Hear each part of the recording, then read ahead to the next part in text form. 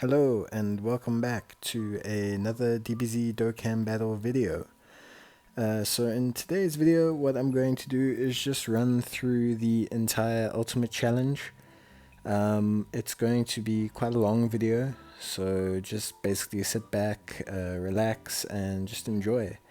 I'm going to try and not use any summonable LRs. I'm going to try and use as many free-to-play units as possible.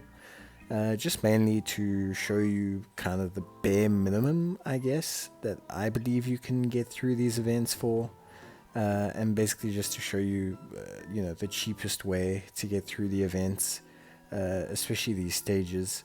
Ultimate Challenge is not so difficult anymore. I want to say anyone who's been playing Dokkan for at least a year should begin to not have so much of a problem with Ultimate Challenge, at least the current stages, the way they're formatted. So yeah, the first fight we're going to go through is Nappa. So Nappa is pretty straightforward. He just basically reduces your damage done. I do suggest using the Ginyu Force team. They can get the job done perfectly fine. They're completely free to play. You don't need any significant dupes in any of them. Getting a single copy of the Psi LR Ginyu Force lead will assist you, mainly because he operates as like a second lead for the team, which is one of the big things you need in Ultimate Challenge. You need a second lead. But there's nothing really too much to Nappa. He can't be stunned, and he just takes reduced damage. But you're not going to take too much damage, even with tap disadvantage here. And this team should handle itself. You can alternatively use the free-to-play Bardock team, but that team does somewhat struggle because we don't really have a decent free-to-play secondary lead unless you keep a single copy of the LR Bardock unutilized, I want to say, in your hidden potential system, and you keep a free copy. Then you can use a Team Bardock, which will be way more efficient than the Ginyu Force team. Which, as you can see, we're just kind of easily going through this event. You're going to basically want to super attack with your LRs, and then obviously just let all your other Ginyu Force members just kind of move on and off of rotation. One of your main things that you're going to need to be careful of here is just obviously in terms of this specific one is the strength versus the Psi units. You have two Psi units. The LR won't take too much damage, and Raccoon won't take a tremendous amount of damage. But it's not necessarily anything too difficult. This fight, this first stage, is essentially a freebie. Even the next fight, the boss of stage 1, is also essentially a freebie. So as you can see, we're just moving through here. There's really nothing too crazy here. When we go through all these bosses, I kind of just want you to keep in mind that I'm trying my best to utilize as limited units as possible, but it doesn't mean you should copy my teams. If you have an LR, if you've got dupes and cards, if you have a better equipped team for the situation, please go for it. Change up your teams, go with what suits you, go with what works best.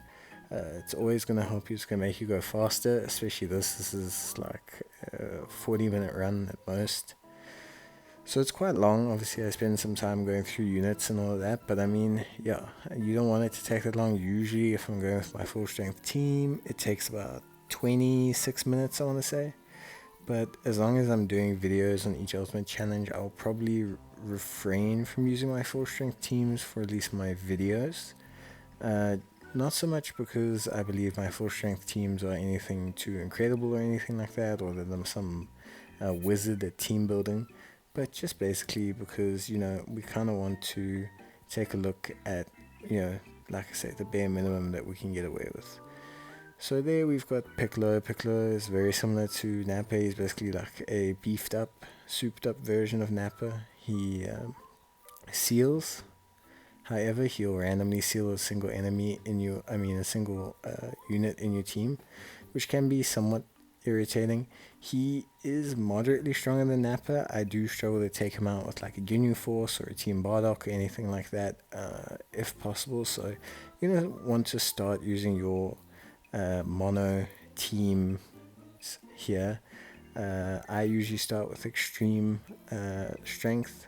Obviously, I have the LR Zamasu merged with Goku, but I don't count as an LR because it's a free-to-play LR.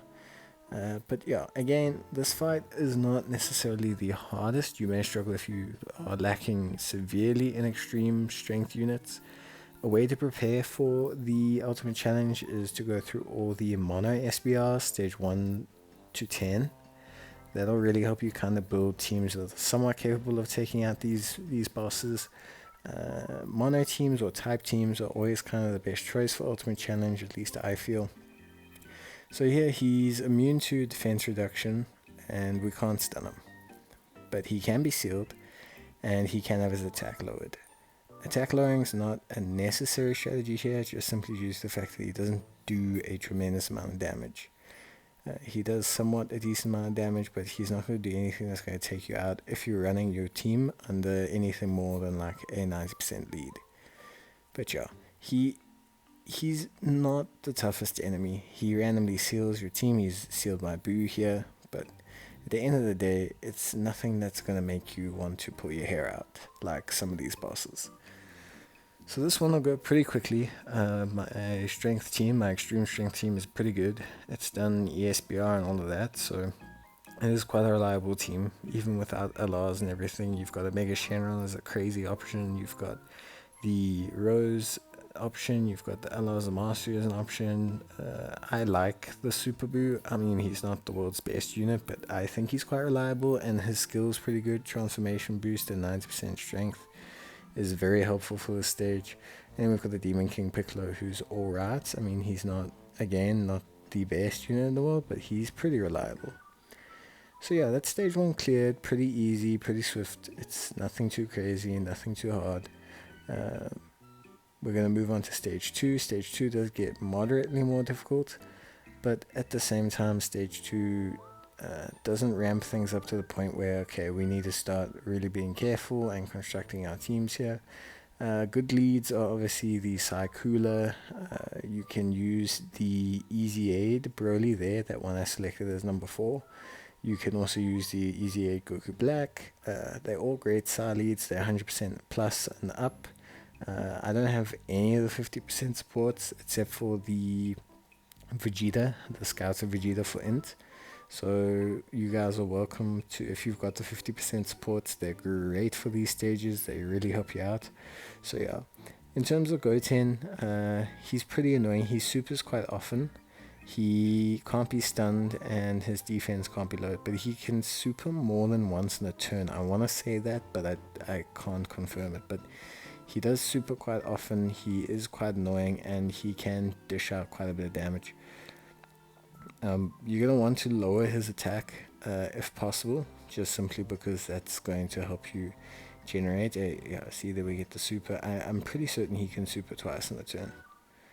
Like, I think that's his gimmick. So, but you will see there, we get supered.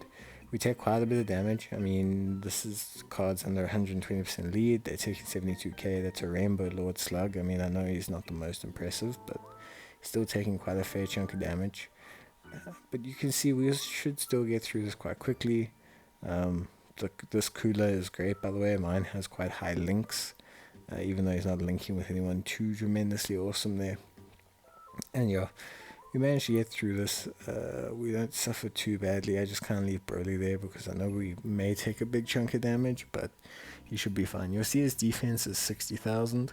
That's pretty good. This ECA Broly, by the way, gains his attack on super, so you don't want to put him in the first slot. It's not going to help you out. And we got Kid Buu just kind of supporting out the team here. So we can see this Goten hits for about 74k. 4 supers, which is why we're taking about 14k damage, which is quite a lot with type disadvantage. But yeah, we're gonna dish out enough damage to kind of beat him here.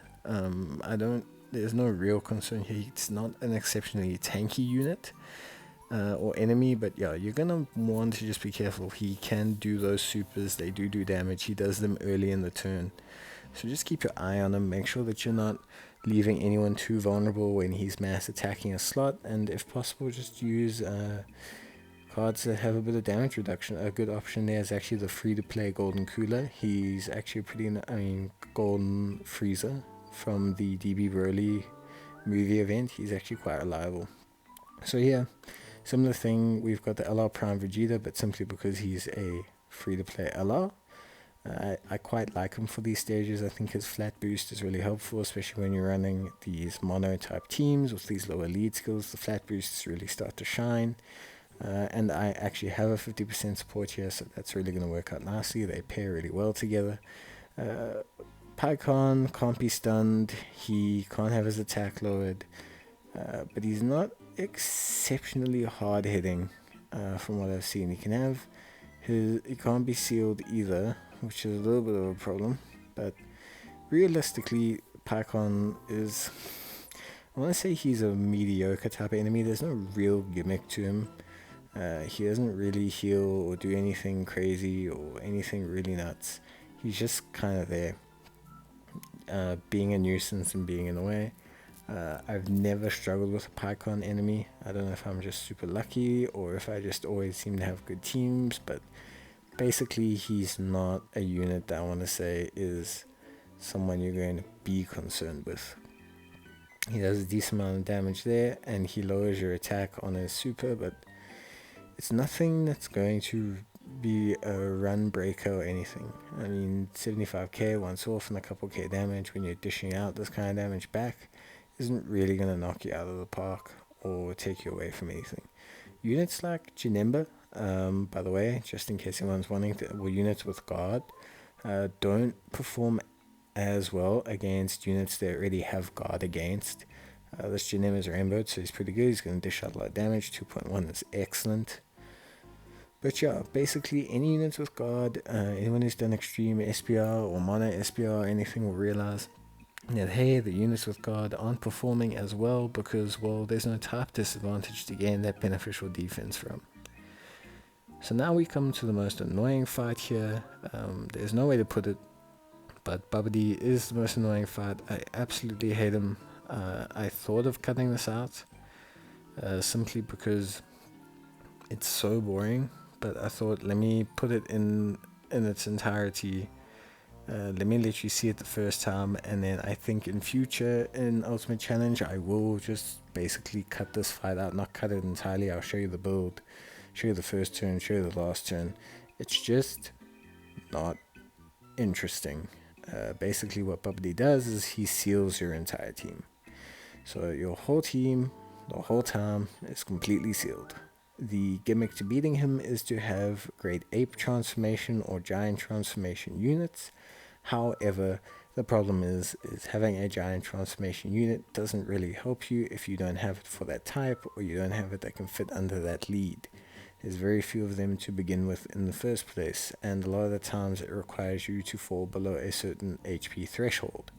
The problem is that Dbz, even though he seals your team, actually doesn't do that much damage himself. So you just end up in this endless cycle of constantly normal attacking this unit down. Now, my suggestion is that if you can, you take units that have additional attacks built in, whether that's supers or non-supers or whatever, but you have units that have additional attack built in. Or you have units where you have a high hidden potential system so that they can trigger additional attacks.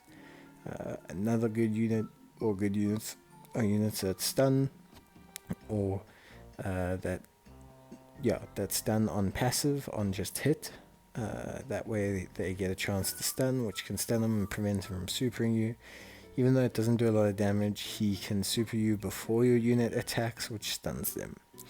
If he stuns your unit, it's going to make them not able to attack, which is going to lower the amount of damage you do in that turn, and ultimately you may end up either expiring, because that's the only way people really lose this fight, is they just literally cannot do damage because they can't get attacks off. Or you may be so unlucky that you do somehow actually manage to die from his attacks. But as you can see, this team is pretty much not going to take any damage from his moves. We're literally just in this endless loop of constantly taking damage and dishing it out, and taking damage and dishing it out, and taking damage and dishing it out. This Dbz fight is terrible. I don't support it in any way. In future you'll see I will cut this out, this whole middle portion. You'll just be seeing the first and last bar, but this is just monotonous and terrible. I dislike it intensely. It's not fun, and yeah, I mean, it's just not really worth the time. This LR Piccolo that I'm taking in, He drops in a world tournament, so technically he's a free-to-play card. I definitely suggest using him for a lot of content. I think he's quite good. He's got a very nice kit. But he is useful here. His damage reduction is great in this kind of event, just to give you a stalwart tank for the extreme tech lineup. And I have the golden cooler, which is also quite helpful because, well, he buffs all the other allies on the team with key attack and defense, and he can link somewhat decently with transforming Frieza. I think they share 2 links. It's not great, but I mean, when you're running an extreme tech lineup, sometimes you just cannot get the right links. So yeah, this just continues to go on and on and on and on and on. We're about halfway now, so this is kind of where I ran out of things to say specifically about this fight. Instead, I'll just talk about the rewards. So finishing a complete ultimate challenge from stage 1 to the final stage nets you about 32 stones, which is obviously brilliant. It's also going to net you a couple cars, it's going to net you quite a bit of Zenny, and it's going to net you some ultimate orbs and some awakening medals. So it's definitely worth doing once your box gets to a wider variety, or once you're able to put out, like I say, SBR teams that can beat the mono SBRs 1 to 10. You should have a decent shot at finishing this event. I do suggest that you keep your mono teams, and then you also have the Ginyu Force team for the first stage. That gives you a spare team to use against the final boss Jiren, or whichever final boss it is, because the first stage is always the same type as the last stage. So if the first stage is strength, that means the last stage is strength. But if you use the Ginyu Force team for the first stage, that means you can use your extreme and your super agility teams against the super type, the strength type enemy, for example. So it's going to be really helpful in that sense. Another tip that you can do is you keep 2 backup teams, so you can take 112 units in, so it's more than enough for a couple backup teams. I myself suggest Peppy Gals. Very easy to put together, a lot of units on the worst strip tickets, and their attack lowering, all that's going to come really in handy for all of these last stage fights. So yeah, I definitely suggest that. Definitely suggest going for that. Never ever skip out on Ultimate Challenge. You need the currency to get all the new LR units. We've got the new Dabura and Babidi coming out as well on the store with the next one. And just, the sheer amount of stones, the rewards are always very good. And to be honest, it's not too bad. I quite enjoy the content. Barring this fight, the fights are challenging enough that I do feel a slight element of danger for an experienced and well-versed box like mine. But at the same time, it's not so starkingly challenging that I hate myself if I lose. Or I hate myself if, I get a bit damaged or whatever. Like, it's good content. It's quite fun. The Babidi fight's pretty terrible. But yeah, you can see our rewards here that we got for stage 2, and then now we come to the big stage. So we have 5 enemies here. We basically just run through whatever teams we have spare at this point. So here I'm going to be using Super Int. In terms of Super Int, we were lucky we got the EZA for this SSB Vegeta, who's 120% lead now. And then I generally will try and run the old 120% leads. We're going to run the running mates of the SSB Vegeta. We're going to run some free-to-play units, the free-to-play Ghost Tanks, and the free-to-play Goku SS3. And then I'm going to run me a Bardock, because why not? So the trick with Majin Buu, there's 2 tricks here, well, like 3 almost, but basically Majin Buu can be one of the more irritating ones. So the first thing that Majin Buu does is he creates candies instead of orbs. You have to get rid of these candies so that you can get a path to get ki, but unfortunately they do not count as ki. The second thing he does is that he heals up, and you'll see that appear at the bottom. You'll see it says heal or health restoration or heal active, skill active. You're going to want to stop that, and the way you stop that is through stunning him. So yeah, the 3 tricks are obviously that you're going to want to get rainbow orb changes so that you can clear out the candies without having to lose a certain amount of ki and orbs. The second thing you're going to want to do is you're going to want to silence Boo. The silence is to stop him attacking you with super attacks, because he can do quite a bit of damage with them. And then the third thing you're going to want to do is, if possible, you're going to want to get stunners, because you are going to want to stun Majin Buu. Why do you want to stun him if you're going to seal him? Well, because if you stun him, he can't do his heal. He can't do his heal, he can't extend the fight. So that's pretty much the straightforward idea behind him. His attack can be lowered and his defense can be lowered.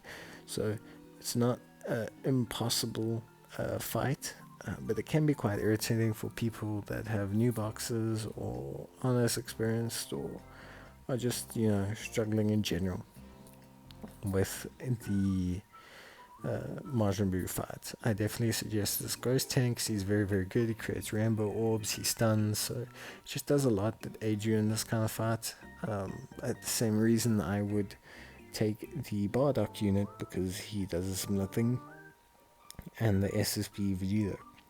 Bardock buffs our entire rotation and seals, or has a high chance to seal, so it's quite helpful. So that's Majin Buu. I would say out of these 4 enemies, he's probably the most tactically diverse. Turles just hits relatively hard and gains strength throughout the fight. He also, that's pretty much it. There's nothing too much to Turles. So here we've got quite a few options on the super strength team. Toppo doesn't have his awakening yet, but he will be getting it. We could go for a Universe 7 build or a Universe Survival Saga build. It would also be highly helpful if I just took 1 or 2 more super strength units. And then we have the B-Pan and the LR Blue Vegeta, which are super helpful because they are free to play LRs and they do a lot of work. B-Pan does a great amount of healing and has some damage reduction, and the LR Vegeta basically does a lot of face tanking and damage for us, because he is a unit that can have that kind of ability. So here you see I went with the EZA SS3 Vegeta and the Strength God Vegeta. That means we're running under 120% and 100% lead skill. But yeah, Turles is somewhat irritating. He can't be stunned, he can't be sealed, he has damage reduction. He is quite annoying. The key to beating him, like with most of these final stage bosses, is lowering attack. If you lower attack, you get 2 or 3 of them off in the right turn, then all of a sudden his attack's going to be hitting like a noodle and he's not going to be doing a lot of damage. So definitely load your teams with attack lowerers. Those are exceptionally good options for this kind of content, especially this final stage. And just, you're going to want to magnify and understand the bosses that you're fighting. So Vegeta here has good chance to guard, and he gains a stun buff chance against movie hero enemies. We can't stun Turles, but it is still quite helpful. You see his guard didn't really kick in there. He still took 67k damage, because obviously in this kind of scenario we don't have guard to protect us. We just guard to protect us. We just have to deal with the damage. So here we're just going to see the fight kind of pan out. Lowering Turles' attack is your optional strategy to do here, so obviously we're going to proceed from there. I just kind of wing it because the units I have enough hidden potential system to kind of push through it and get the work done. SS3 Vegeta is a great tank, and also the free-to-play B-Pan is also a decent tank, and she heals. If you can, definitely take some healing. Turles can attack quite a bit. He supers, and he just basically builds up over time. He can become more of a nuisance as long as the fight lasts. Sorry, these long videos tend to take a lot out of my vocabulary and my kind of vocal skills. But yeah, basically you're going to want to just essentially try and control the fight against Turles. The more you can lower his attack, the easier your fight's going to be. He's fortunately not so tough that you can't kind of brute force your way through it if you have a very similar lineup or have a decently strong super strength lineup.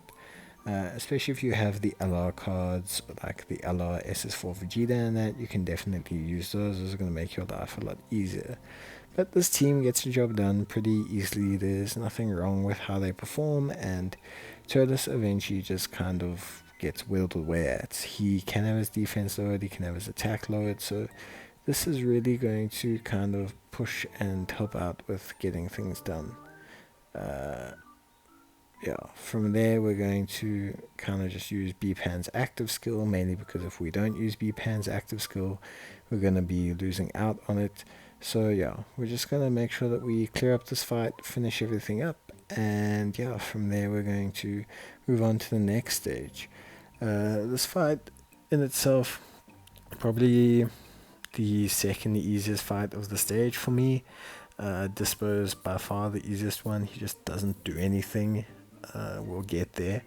But yeah, this fight's not too bad. As long as you're wary that he can super attack you and dish out a decent amount of damage, and you take some kind of sustain or attack lowering, you should manage this fight perfectly fine. So yeah, that's Turles done. Nice and easy. The next one we're going to move to is Dispo. And yeah, Dispo is literally just, he has evasion, which apparently he has worked a couple times. I've seen it work a couple times, but it just doesn't seem to be at a high enough percentage that it can be a true annoyance. It does exist, it does cause a bit of damage, but it's not, again, it's just not something that I think can cause enough damage for me to be too heavily concerned. I'm running two free-to-play LRs here. I'm running the Friend Summon Hercule and the, what would you call it, the Battlefield Shop Oob, who's very, very good. He's very helpful in these kind of stages. So with Dispo, and he's got this evasion gimmick that doesn't really kick in. So I don't want to sit here and say that he's a super tough fight. He can't be stunned, he can't be sealed, but he can have his attack lowered, his defense lowered. He can evade, but it doesn't really kick in. So yeah, it makes him pretty easy because he's not super resilient or tanky or anything. So it makes him essentially just an easy target. Like if you're going to try and nuke him down and he misses, you miss one of your attacks, then that's a shame. But he just doesn't do damage, and he just doesn't evade high enough that makes you, I mean, look, we do 1 bar of his health there. He doesn't dish out a lot of damage. That Hercule's a great tank, but he's going to suppress here, and we're just not going to take that much damage. I mean, 17k. We got the Oob coming in. Oob's going to do some decent damage, and now all of a sudden we're halfway done with the fight. There was getting his evasion off against our additional normal. Doesn't evade Trunks, takes the attack, and then yeah, I mean, look, he comparatively to the other fights, he's just not hard enough that it makes me go, oh, this is a cause for concern. Like, you should cope fine with this Dispo. There shouldn't be a reason you can't cope fine with it. The free-to-play Candy Vegeta will help you, can act as a pseudo tank due to this high evasion. And yeah, this Vegeta's going to come in, do some damage, and that's basically it. But I mean, you saw, we essentially killed him with the attacks from the Hercule and the Oob. So yeah, it's the Dispo fight, I don't know, it's a bit weird. I don't know why it's in there. It's almost like they just kind of threw something in and said, well, we're going to put evasion on it, but we can't make the evasion too high. But it's just a bit of a weird one. So here we get to Toppo. Toppo is like a mini version of Jiren. He just doesn't hit as hard, and he's tankier. I want to say he's tankier. He just seems like he takes a while to kill. We've got the Super Sai team here. It's a pretty well put together physical team. I have some decent options, but for the most part, the free-to-play Krillin and the free-to-play Great Saiyaman 1 and 2 units are very, very, very, very, very good. The problem with physical right now, super physical right now, is its lack of leads. One of the leads you can use is obviously the Worthy Rivals LR Vegeta that came out at the end of the 350ml download celebration. if you're not lucky enough to have that, I would just basically run Transforming Vegeta as 100% lead. And yeah, nothing too crazy, really. We're just kind of going to go ahead with this event and see how we go from there. I definitely think you're going to want to just bring kind of stockier units. He doesn't hit too hard, but he'll obviously do damage if you've got some paperweight units there. I mean, that Trunks has a full hidden potential system, and he's still taking 57k, so you can see that it does matter.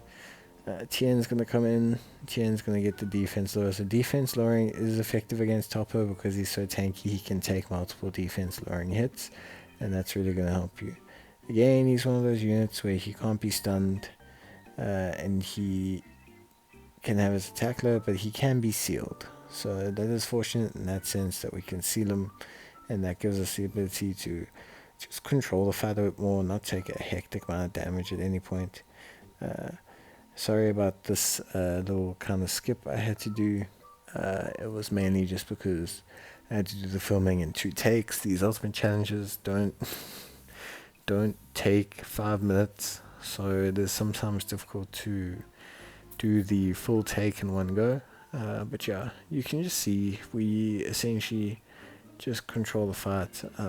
Toppo cannot be sealed, but again, he's just not the hardest enemy in the world. He's tanky, but he doesn't. If your team can dish out enough damage, you'll be able to just out face roll him, basically.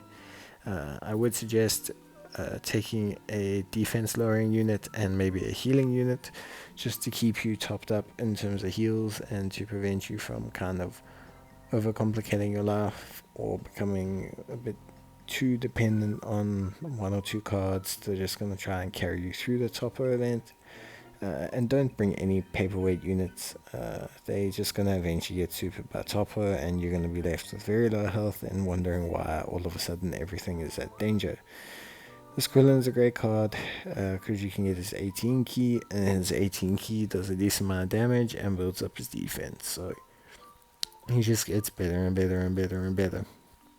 In terms of the other cards I would take, the ECA Sai Vegeta is good, and he can be a low point lead for the super physical team due to his 80% leader skill.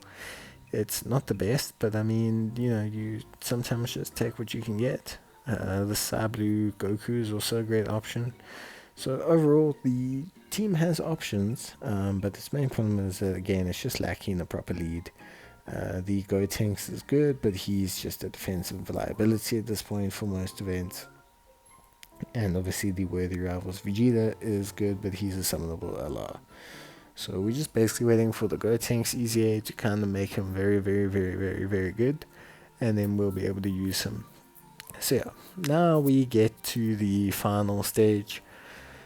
This stage is the hardest one by far. Jiren is always the hardest enemy by far. The main gimmick to Jiren is that you just basically have to attack lower him. Attack lower, attack lower, attack lower, attack lower. That's what makes the Peppy Gals team such an effective backup team, even though it doesn't have full type advantage against Jiren at all times. It's just simply because if you use a Brienne as lead, you basically get the full-on attack reduction from having Brienne on the rotation.